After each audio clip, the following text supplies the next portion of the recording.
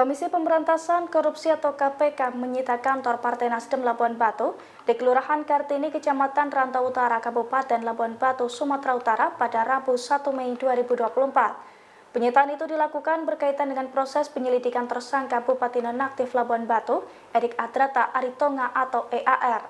Dilansir dari tribunnews.com, hal itu diungkapkan oleh juru bicara KPK Ali Fikri di Gedung Merah Putih KPK Jakarta Selatan pada Kamis 2 Mei 2024.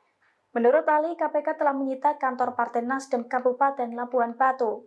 Sebab menurutnya dari hasil penyelidikan, kantor Nasdem itu diduga dibeli dari hasil korupsi Erik Ritonga.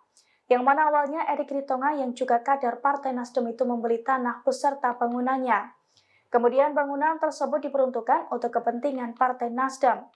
Diketahui sebelumnya, KPK telah menyita uang sebesar 48,5 miliar dan juga rumah mewah senilai 5,5 miliar milik Erik Ritonga di Kota Medan, Sumut. KPK memproses hukum 4 orang tersangka dalam kasus dugaan korupsi suap pengadaan barang dan jasa di lingkungan pemerintahan Kabupaten Labuan Batu, Sumatera Utara. Mereka ialah Bupati Labuan Batu Erik Ritonga, anggota DPRD Kabupaten Labuan Batu Rudi Syahputra Ritonga, serta 2 pihak swasta yakni Fajar Syahputra dan Effendi Syahputra.